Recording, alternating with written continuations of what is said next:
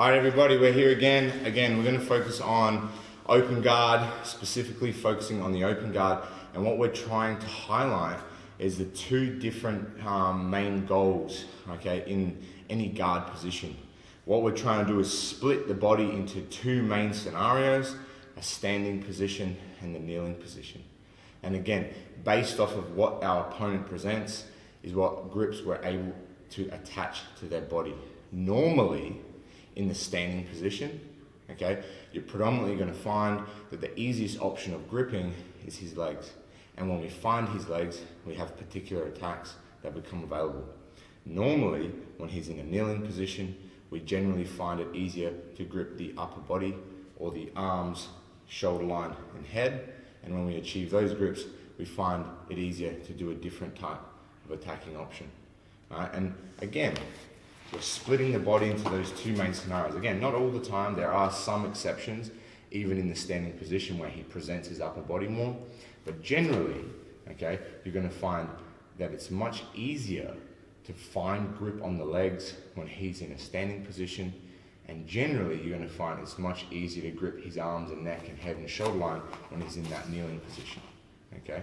And based off of that, that leads to our attack. So, keeping that in our mind, what we're going to talk about now is how we can use leg control for our two main attacking options. And those two main attacking options are sweeps and back takes. Again, when we attach powerful grips to the lower body, right, we have a much stronger ability to manipulate his balance. Right? And when we're able to manipulate his balance, we can use that to achieve two outcomes consistently, which is to sweep him.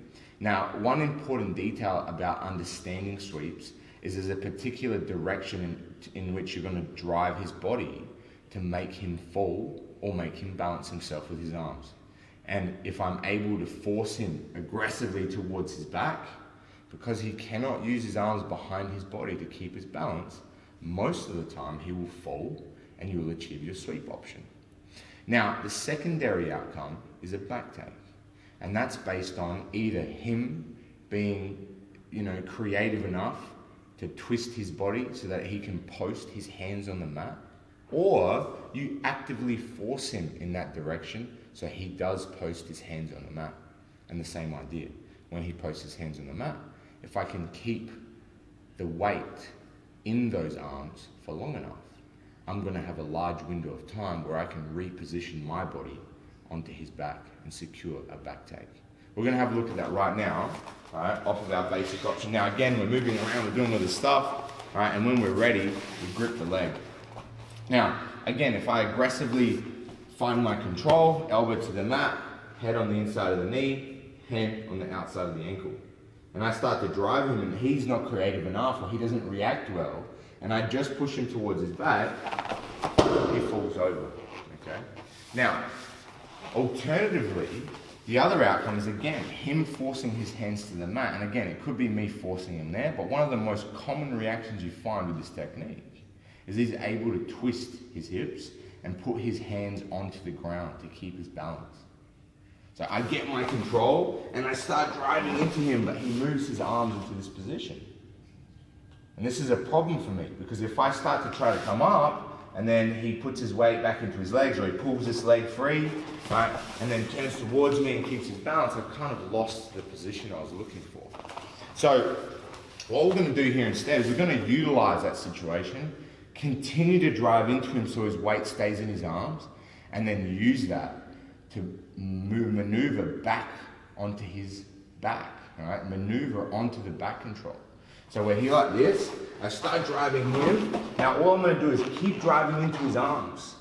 Now if I keep driving into his arms, if he tries to take his arms off the mat, he's probably going to fall. And if he falls, I can force him to his back. So as long as I keep the pressure towards his upper body, I'm forcing him into this kind of dilemma where he's either going to accept the sweep, okay, or he's going to keep forcing his balance and expose his back for longer. Now, if he chooses the second option, as long as I force the weight into his upper body for long enough, I can then reposition to his back. And now that I'm in a form of back control, I can work hard to secure my hooks, get my seatbelt in a variety of different ways, and once I have that, Alright, I can start attacking from the back with my choke options.